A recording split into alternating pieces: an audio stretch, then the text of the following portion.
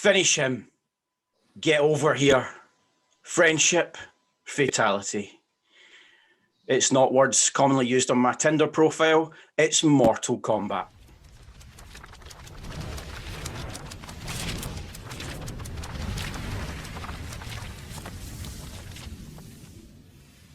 Hi, welcome back to another episode of Geekified. It has been absolutely massive all over the world. It seems to be a flaming hot success by the looks of it. Don't know how the critics are feeling. It's still coming in a bit hot and cold, but we have assembled, good use of the word there, you like that? We have assembled some of the biggest fans of Mortal Kombat that I could possibly find to have a discussion with you today about the film. So we are here. Welcome back. It's a hi from me. I'm going to say hi to Nathan. Hi, Tony. Hi, Nick. And a new member of the team's joined us for a special guest appearance. It's John. John watches some of the worst TV I've ever known in the world. Some absolute terrible guff, but he is one of the biggest fans I've ever known of Mortal Kombat and knows an absolute ton about it. So he's here because he watched the film. He never takes any recommendations on my films of what he watched, but he actually watched this, which is amazing. So we got a full house. So let's see what people thought. Let's start with Nathan. Nathan, Mortal Kombat, what did you think, mate? For me, it goes in the really shit but very enjoyable films. I really enjoyed it, but it's fucking awful. Like really, really bad. The acting's terrible, script's terrible, but it's awesome though. Like really cool fight scenes. It's like an old school kung fu film, you know. It's very like the original Mortal Kombat film, except just with some slightly better special effects, but possibly worse acting. Which is that's about it. Okay. Nick, what do you think? For what it lacks as a film, it makes up in fan service. I think that's really the key thing in it. I enjoyed it, but I love blood and gore. That's my sort of scene. So I really enjoyed it, but the acting's wooden as hell, and it is made up brilliantly by the special effects that are in it. Like some of the fight scenes are brilliant, and the bit when he takes the hat and it turns into a saw and she gets chopped in half, like that's just class. Over by that, you sit there and you watch it, and it's just one of those, like, it's terrible but it's good. You know what I mean? Sort of film. So I did enjoy it just purely for the the accuracy of some of it. The costumes are terrific as well. Like Sub-Zero's costume was cool as if I'm going to be brutally honest about it. But it's the actual, as a film, no, the best. Tony, what's your thoughts, mate? Yeah, I was quite worried because obviously it came out and then a few people were like talking about it. I was like, oh, it is the film that I dreaded. People started to slate it. But then the first 10 minutes I thought were fantastic. I was like, oh, I'm going to get the Mortal Kombat film I've always wanted. You know, good script, great actors, you know, subplot, everything. And then it went back to the Mortal Kombat film that everyone suspected was going to become. So I was so disappointed. I'm actually, overall, I'm disappointed because the film, an amazing, incredible film, was there. For sure. God, there's nothing worse than just, you know what I mean? It's not that you didn't like it. Disappointed is always a killer in it. That's a horrible, scathing way to categorise a film. John, what did you think? And welcome to Geekified. Well, I think it's the second best film I've ever seen, if I'm being honest. I don't know why. What was the first? Let me just break it down for you, right? Because I don't care about scripts and I don't care about costumes and I don't care about anything. It is as close to the computer game as you'll ever get in terms of how detailed it is. I wouldn't classify myself as a movie buff. To you, Chris, you know that I've probably seen about 12 films in my life. The most recent one being the new Mortal Kombat film. So I enjoyed it. The start is a bit misleading because you think, holy shit, this is going to be tremendous. This is on a different level of what most people expected from Mortal Kombat. And then it does take a bit of a turn I would say that Nathan has been a bit rough saying that it went back to the old Mortal Kombat and it was maybe as worse, as on par with it. I don't think so. I think the first Mortal Kombat clearly looked low budget. They had the guy for Highlander in it. I think that was as good as it got. But this film, good fun to watch. It wasn't ever going to win an Oscar, but I don't think you can think that about that sort of film. It was never going to win awards. Just enjoy it. And if you enjoyed the computer game, then I think you'll enjoy this movie. Yeah, so I mean, I didn't obviously say what I thought about it. I'm a kind of a mix of everything out of what everyone said there. Like, I actually really enjoyed it. Like John just said, it's not going to win any awards. It could have done it. It's certainly not going to win CGI awards. It's not going to win acting awards. It's not going to win very much at all. It's just enjoyable, and I found it to be very enjoyable. Absolute popcorn movie to put on. I mean, we just discussed in a previous episode about Godzilla versus Kong. Does anybody think this is a rise in that kind of era of like when we had the 80s, when they were just pumping out over the top action CGI films that they knew were going to cost money, because it did back in the 80s. Some of these films had the biggest stars in it. Do you think this is we're going to have an era of where we're getting these types of movies just getting constantly fed to us now? Really hope Definitely. so. Yeah, there's Really a need for content. Yeah. I think there's got to be a space for everything. You know, I mean, as you know, I watch everything and anything, and you know, as much as I like a really cerebral film, I love something like this. It's just nonsense. You know, it was. I mean, the fight, like I said, the fight scenes were great. I mean, the choreography and the fight scene stuff were fantastic, and it was great. And at the end, I mean, when Scorpion says "Get over here," I jumped out of my sofa, you know, going nuts, thinking, "Yeah, come on, we got it at last." But you know, I think that the more of this sort of stuff, I think we're starting to see it with Netflix action films and sort of Amazon Prime action films. We've talked about these films before where, you know, the Netflix action film where it's not that great, as long as they don't pretend that it is, then it should be fine for me. Yeah. Do you think that a lot of these companies like Netflix and I think it's HBO Max and Warner that produced this, do you think they're starting to see a trend in, obviously we've had Marvel, which was a kind of younger comic book era. We've had films like Jumanji that have come out when we're starting to make films. I mean, we're looking at a group of guys here in their late 20s, early 30s, and Nathan in his 70s, who are all,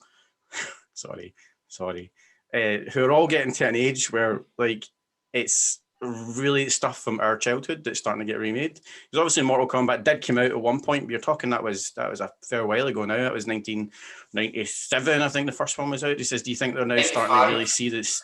95. Thanks, John.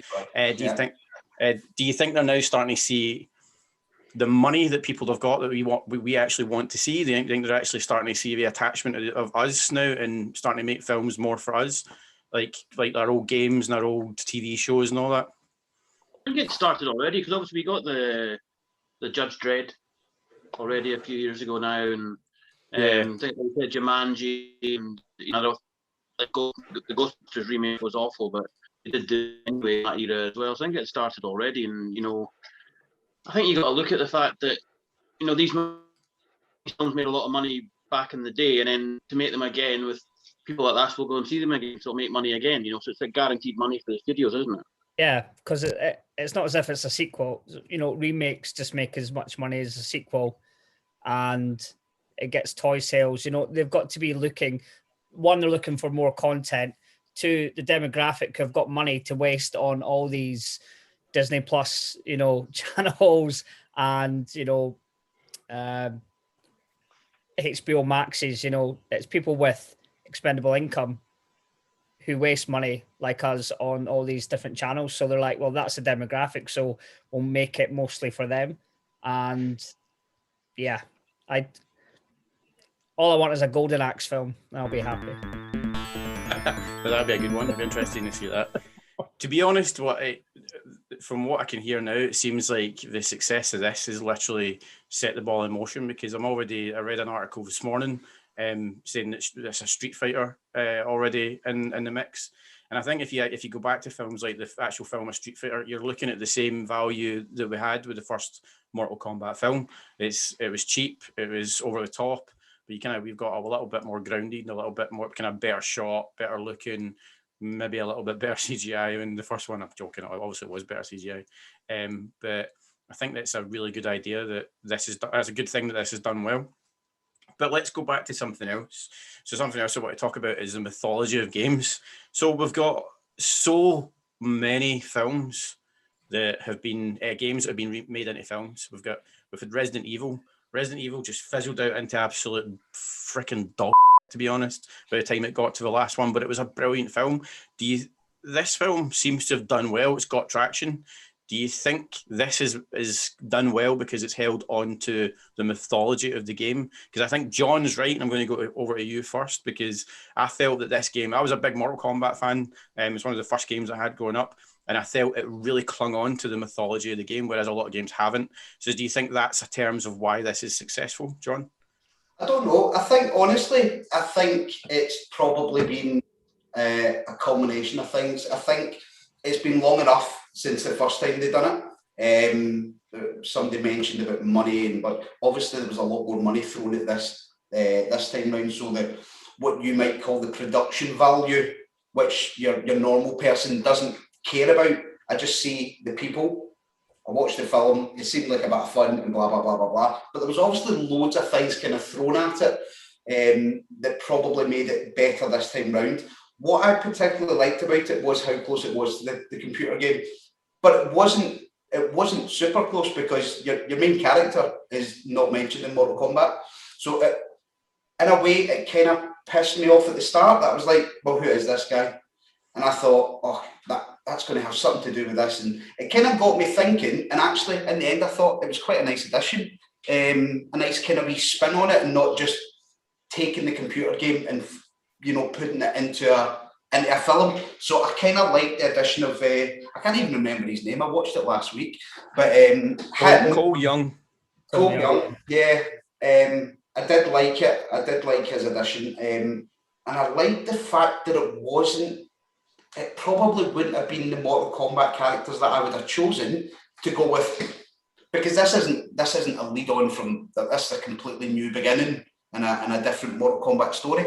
You expected to see Johnny Cage. Johnny Cage is Mortal Kombat in terms of the first one. You expect to see Raiden. You see Raiden. But in terms of some of the characters that are in there, they're not original Mortal Kombat characters. They're not the 7 or 8 or whatever characters you had to choose from in the original game. Like Kung Lao doesn't come into like Mortal Kombat 2 or 3. So I liked that it was just different, and it opens it up, I feel, with the way it ends. I'm not going to spoil it for those that haven't seen it, but the way it ends definitely leads on to something else, and how they introduce new characters. The other thing I will say that I liked about it is that it wasn't Mortal Kombat, because Mortal Kombat's a competition, and the format of Mortal Kombat is it's this person versus that person, and that doesn't happen in this film. It just turns into a bit of a rammy, which is just a bit of a fight. Everybody just starts leathering each other. But it was different. So I don't know what you do with the next Mortal Kombat film, but I think that's the joy of it for me, that it's easy to watch. Yeah. Do you think we're going to get the actual Mortal Kombat? Because I'm going to say this is going to get made. I think they're going to continue this as a franchise, because it looks like it's been an absolutely ridiculously huge success for HBO. So do you think we're going to actually get Mortal Kombat in the next one? Yeah. And I tell you why, because they mentioned Shao Kahn, and Shao Kahn is the top banana, if you will. And he kind of sits on top of the tower of Mortal Kombat and how you fight your way up through all the different players. Again, I don't really want to spoil things for people, but I'm a bit disappointed in Goro in the film and how that fight kind of came about. For me, that was a bit shit, that fight. Goro is a powerhouse. Goro was one of the top people in Mortal Kombat as well. And anybody that's played the game knows absolutely deadly and super hard to beat. So, Too easy. It was too easy. It was too easy, and for a guy like Cole Young, his name is, to be kicking Goro's arse. was a bit unbelievable. Obviously, it's a computer game turned into a film, but it was just a bit unbelievable for me. You kind of want to see something else in there. But the last thing I will say is I like how it explains how they get superpowers or how they become, you know, how Jax's arms come about, how Sonya Blade gets a little kind of laser beam thing that I like the way they explain the kind of theory behind how you unlock that in yourself, which is really cool. Yes, I think they went back to the writers and they spoke to the original makers of the game, and I think that it came about from obviously from their mind, which is obviously nice to hear because it's going back to the original people who did the game, which is pretty cool. So one thing I really liked about it, going out to talk about the video game sort of reference to it, you don't know if you noticed, whenever they started a fight, they said it out like they did on the TV screen with two of them standing opposite each other. And a lot of this, the most recent Mortal Kombat game, Mortal Kombat 11, I think it was last year, a lot of the set pieces for the fights are like levels from, like, they look very like levels from that game as well, which is I thought was really cool. Oh, that's pretty cool. I've not actually played the last game, to be honest, which is unlike me. I've played the 10, I think it was, when we had like Terminator and stuff in it. I think that was pretty cool. That was definitely a move. Robocop was a good one. That was Robocop, Batman, Dennis the Menace, and Frank, my next door neighbour, was in Mortal Kombat 11 as well. Do that for the next film. Robocop, all that, Batman. That'd be cool. Okay, Nathan, that's another multiverse for you to complain about. And then the only scene I want from like that is Batman and Scorpion going, "Come here," and he goes, "No, you come here." So they just keep that. Tony, it's get over here, not come here. It's not come here. Get over here. Tony's too polite for that. Please come here. He says both in the game. He says both in the game. He says get over here. Neil says come here. He says both. Oh, there you go. There you go. In the movie, he only says go over here. This is why John's here. This is proper gaming knowledge coming out tonight. Sorry, Chris, to interrupt. I'm just writing tally marks. It's currently John 2 and Nathan 0. So that's a flawless victory, John. Almost. 1, 2, Nathan 0 so far. John 2, Nathan 0. A moral victory. So, spoiler alert for anybody who hasn't seen the movie. We've gave away a couple of clues of what happens. But if you don't want to know the outcome of the film, stop now before you like and subscribe, obviously, before you stop, because you've really enjoyed the video. But we're coming up to the end of the video. And at the end of Mortal Kombat, we get to see we get to see his belt buckle. The one true legend of the Mortal Kombat world is Johnny Cage. So the rumours this morning that were flying about, which I'm sure every single person has seen it, was Ryan Reynolds was discussed or talked to or potentially interested. It looks like he's somehow tied to it. Do you think there's any hope in hell we could get Ryan Reynolds to play Johnny Cage? Please. No, I want a full circle. I want Jean-Claude Van Damme to be Johnny Cage. And be a full circle and end it how it should. Or Jason Statham, maybe. Very good. Yeah.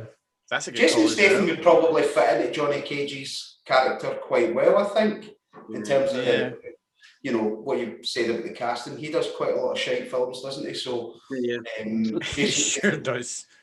But you could have Jean-Claude being Johnny Cage's trainer. Could be his dad. Yeah. Oh yeah. So Frank Cage. Well, we may as well add, if people don't know out there, Mortal Kombat was meant to be a Jean-Claude Van Damme computer game. He was the whole thing is based originally on Jean-Claude Van Damme. So that's why I would love for him to at least play a cameo in it. Yeah, if he's his trainer, that would be really cool. You know. Yeah, I think given the success of it, we might have an attachment of somebody decent to, like, really decent to the film, because Hironada Shanyaki, that's absolute garbage pronunciation of his name, the guy that played Scorpion. He's a really well-known actor. He's been in absolute tons. Yeah, he's been in loads of films, really good films. He's probably, I'd say, the biggest person that was in it. But I think, given the success, we might get someone big. So Ryan Reynolds would be absolutely bloody amazing to see someone like that actually come in and take it. But yeah, I think it seems like everyone enjoyed it. I think it's one of those films. It seems to be one of those films that is a good watch. So I geekified at a 10 from everybody, and I also want to know for posterity who's your favorite character from all of the Mortal Kombats. So we'll start with Nick. I'd get a 7.5, just purely because of how accurate and brilliant it actually is. In terms of, I've always been a Sub-Zero fan. Always have been, always will be. Sub-Zero, thanks for a common one. Gregor and Nathan? I'm going to give it a 6.5. 6.5, yeah. I would say I always used to, when I played the first Mortal Kombat, I always went either Kano or Jax. So I think, yeah, Kano's always been my favourite. And he's the best guy in this whole film as well.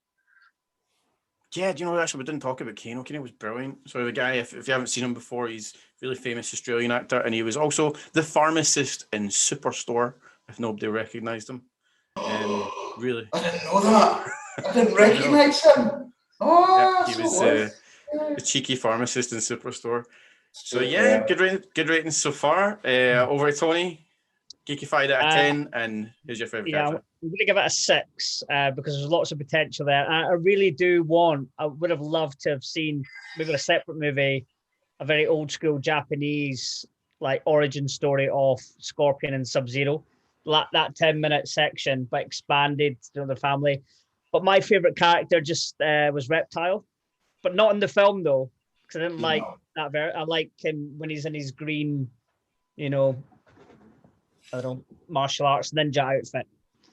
So. Yeah. John, geekified out of 10, and your character?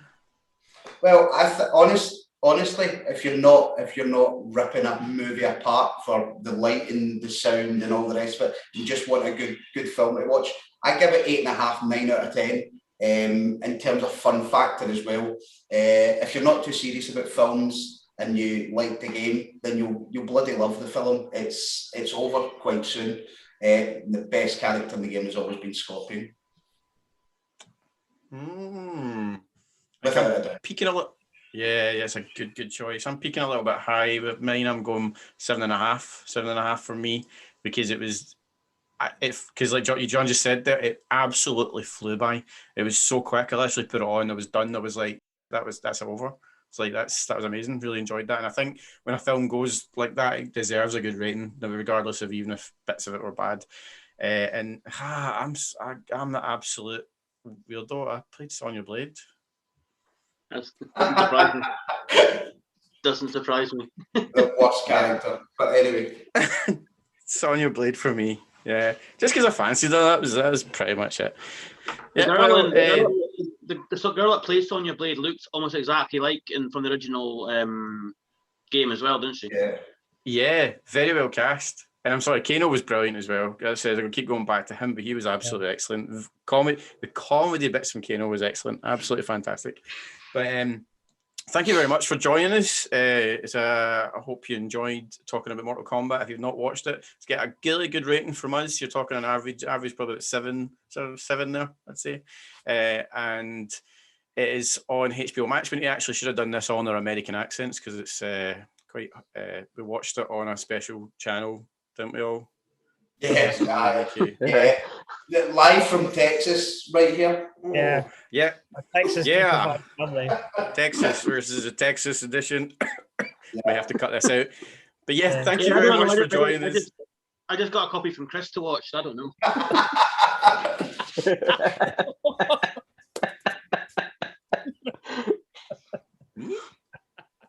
Knock on the door. But this is what happens when they don't release it in the UK. We're always forgot about. But thanks very much for joining us, Nick. Yep. Thanks very much, Nathan. Thanks, Tony. And thanks, John. This has been Geekified. We can do this all day.